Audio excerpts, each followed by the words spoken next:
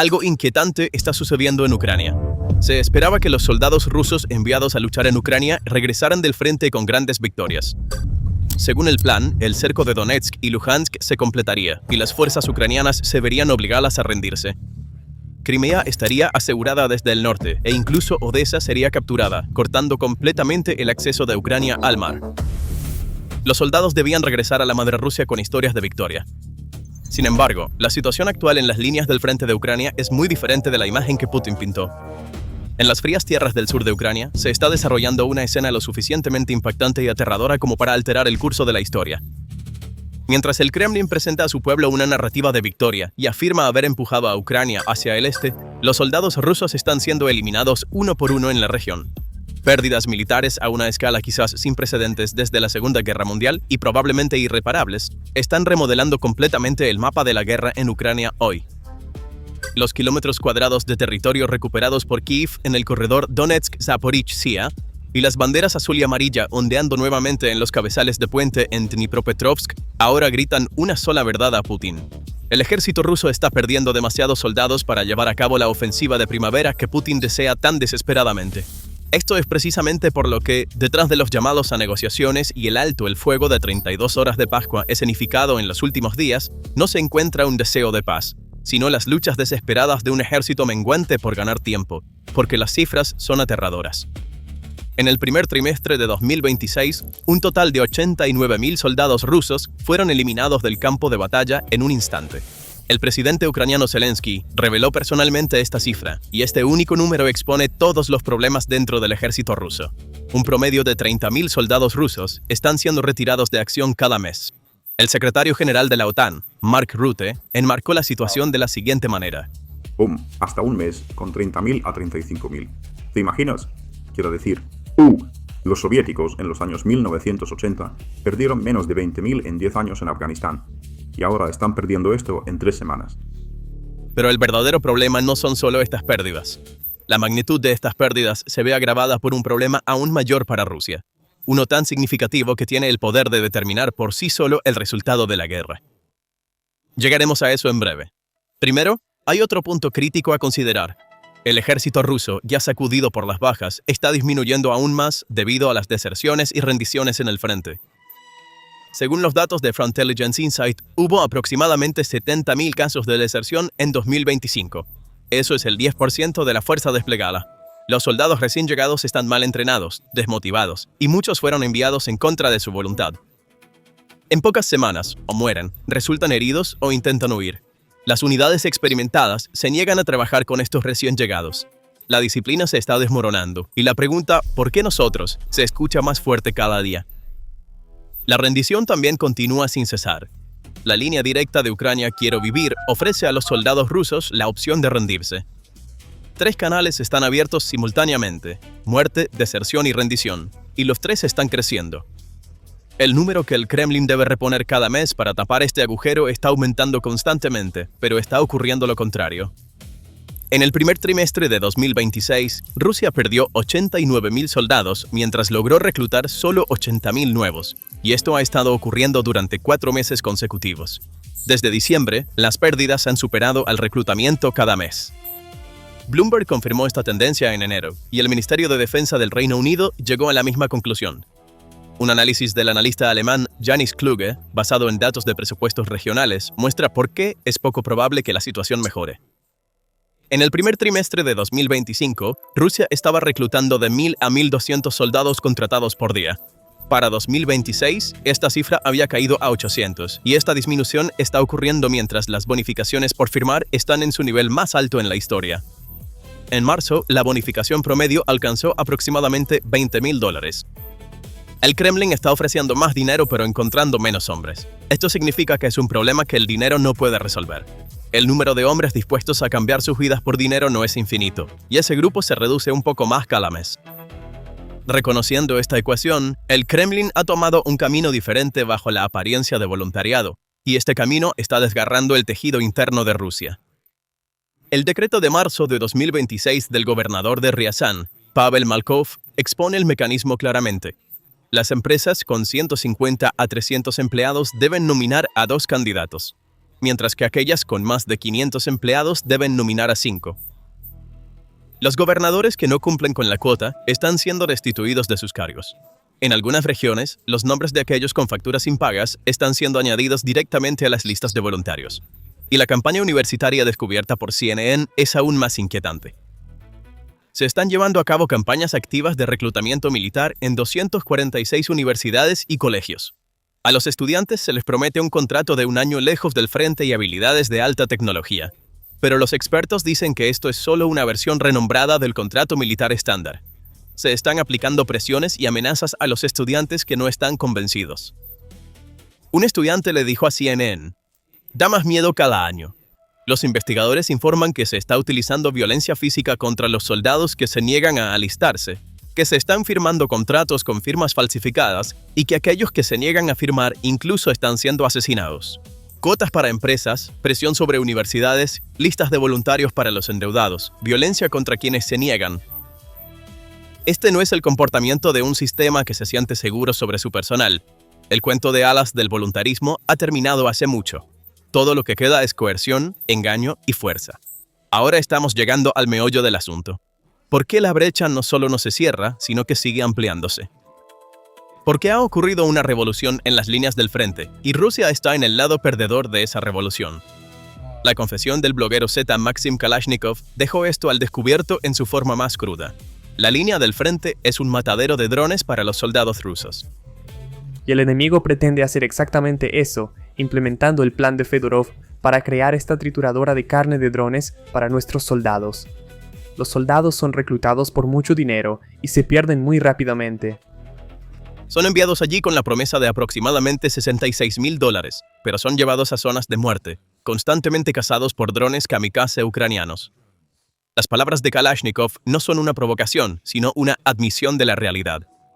Las capacidades de drones de Ucrania han transformado fundamentalmente la naturaleza del campo de batalla.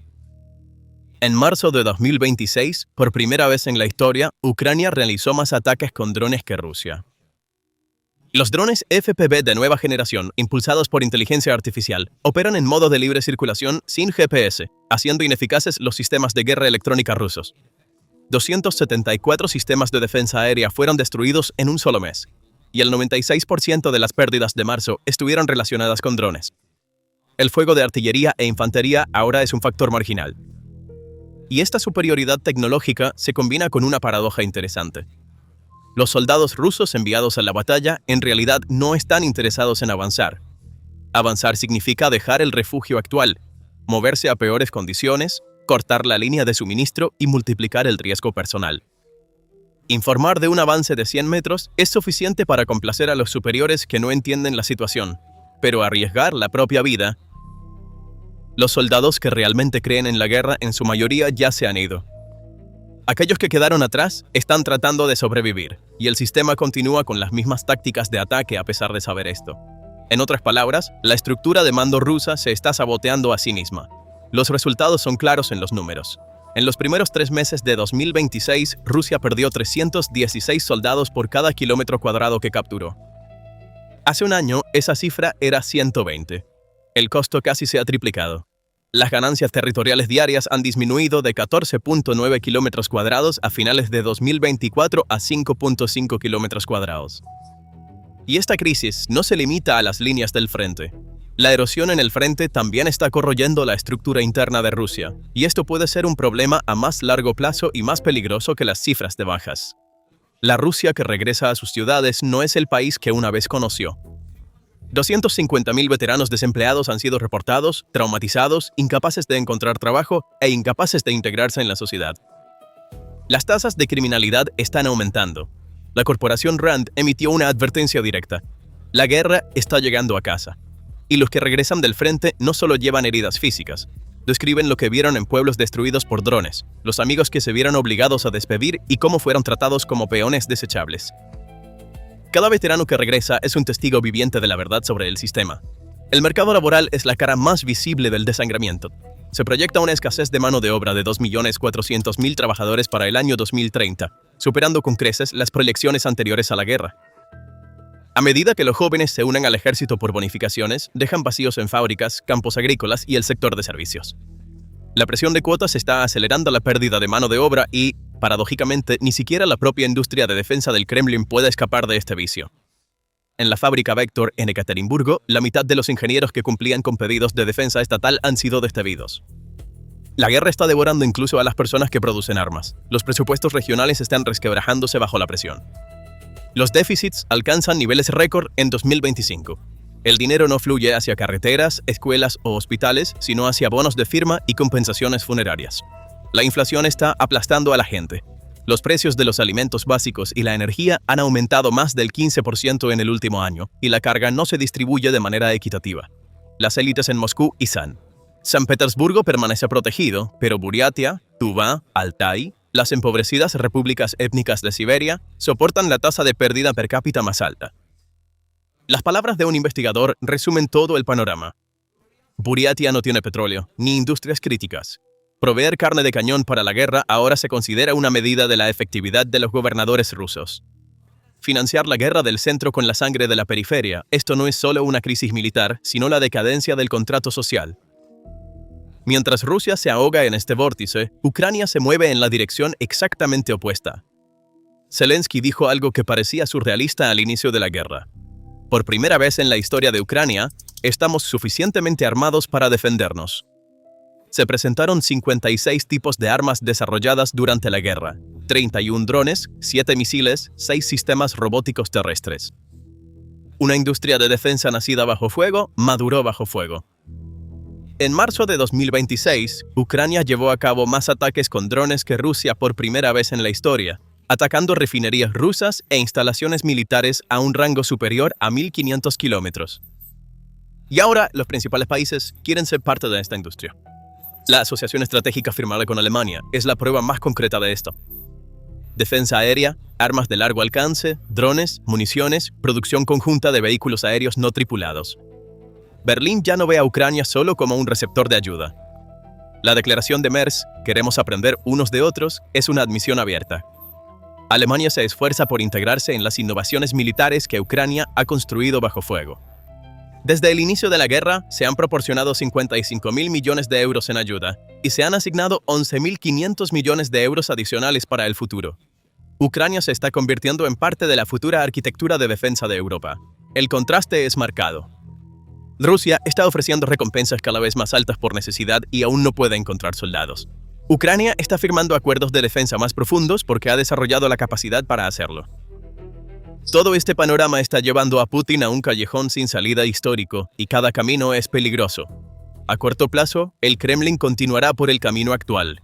Más coerción encubierta, mercenarios extranjeros, norcoreanos, africanos. Pero estas medidas no resuelven el problema estructural, solo lo posponen. El problema no es el número de soldados, es el agotamiento de la capacidad del ejército para reponerse. A mediano plazo, la estanflación económica parece inevitable. El gasto en defensa ha superado el 6% del PIB, acercándose a los picos de la era soviética. Este dinero se está desviando de la educación, la salud y la infraestructura. Cada rublo gastado en armas es un rublo no gastado en escuelas. Cada ingeniero enviado al frente es un rublo que no está en una fábrica. A largo plazo, el panorama es aún más sombrío. A medida que el poder militar convencional se erosiona, las cartas que le quedan a Rusia se vuelven más destructivas. Operaciones de guerra híbrida, ciberataques y retórica nuclear. Entonces, la paradoja es esta. A medida que Rusia se debilita, se volverá más peligrosa porque un poder con menos que perder deja de calcular. Y si hay un gran fracaso en las líneas del frente, entra en juego la movilización total. Pero la movilización total es la peor pesadilla del Kremlin. En 1917, el Imperio ruso colapsó después de enviar a millones de hombres a una guerra que no entendían. En el año 2022, incluso la movilización parcial llevó a cientos de miles de hombres a huir del país. La movilización total haría que millones de familias se volvieran contra el Kremlin, y Putin está evitando este riesgo porque sabe que no puede controlar las consecuencias. La historia nos muestra un patrón, y este patrón termina con el mismo resultado cada vez. En la guerra de Crimea, Rusia dependía de su enorme ejército, pero estaba rezagada tecnológicamente. La superioridad numérica no pudo compensar la brecha tecnológica. Rusia fue derrotada, y la derrota desencadenó reformas radicales. En la Primera Guerra Mundial, millones de soldados rusos fueron enviados al frente, pero la desmoralización, el colapso logístico y el motín de soldados que no sabían por qué estaban luchando derribaron el imperio. La revolución que finalmente llegó no fue el resultado de la guerra, fue el producto de la descomposición interna que la guerra creó. En Afganistán, la máquina soviética se desgastó durante una década, y al final, la sociedad se fracturó, la economía colapsó y la legitimidad del régimen se evaporó. El último clavo en el ataúd del imperio se clavó en esa guerra. Hay un patrón común cada vez: la dependencia de un recurso humano masivo, la ilusión de que la cantidad superará a la calidad, y darse cuenta de la podredumbre interna solo después de haber pasado el punto de no retorno. Ahora, el mismo patrón se repite en 2026, pero esta vez está ocurriendo mucho más rápido. Los drones están aumentando el costo humano.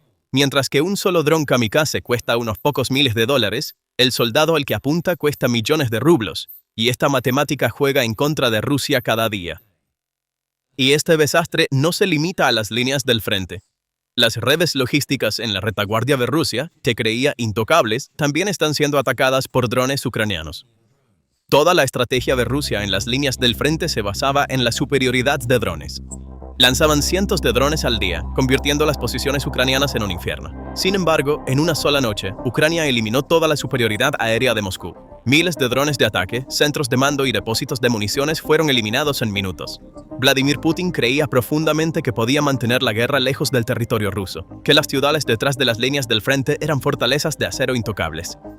De hecho, con esta confianza construyó enormes reservas y fábricas en centros estratégicos en el sur de Rusia, convirtiéndolos en refugios seguros para las máquinas de muerte que condenarían a las ciudades ucranianas a la oscuridad y la impotencia. La lógica era simple: los soldados en el frente lucharían, y la logística detrás de ellos fluiría como un río. Sin embargo, en la noche del 9 de febrero, los muros de esas fortalezas de confianza fueron sacudidos por una de las rupturas logísticas más devastadoras en la historia de la guerra moderna. Según datos del Estado Mayor General de Ucrania y Kiev Post, se lanzó un ataque profundo contra uno de los centros logísticos más críticos de Rusia en Rostov. Las fuerzas ucranianas destruyeron más de 6.000 drones tipo FPV, arrasaron un centro de mando y volaron un depósito de municiones. Los funcionarios dicen que esta es la mayor pérdida de drones de Moscú desde que comenzó la guerra. Cuando los generales de Putin se despertaron por la mañana, no tenían armas con las que luchar, solo quedaban cenizas, humo y un pánico masivo. Centrémonos en el epicentro del evento, ese punto crítico en el mapa: Rostov del Don. Este no es un punto ordinario en el mapa. Esta es la arteria principal que alimenta las operaciones militares de Rusia en Ucrania.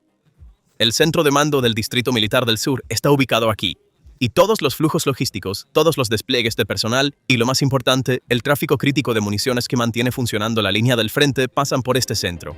Lo que ocurrió el lunes por la noche fue un ataque quirúrgico justo en el corazón de este centro. Cuando escuchamos el número 6.000, a veces puede ser difícil comprender lo que significa en el panorama general de la guerra. Esto no es solo un artículo de inventario en un almacén. En la guerra moderna, un dron FPV no es diferente de un misil guiado, y a veces incluso más peligroso porque puede ser guiado por el operador hasta el último momento. Lo que Rusia perdió no fueron 6.000 hélices de plástico, Rusia perdió 6.000 impactos potenciales.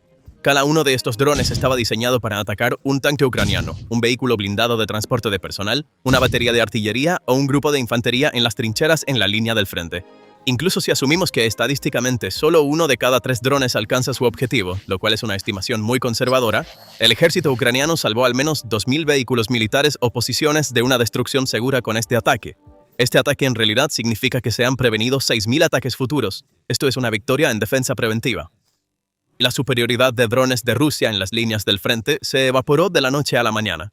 Esto significa que quizás 1 mes o 2 meses de reservas de ataque se han reducido a cenizas. Y el tiempo es el único recurso que no se puede compensar en la guerra.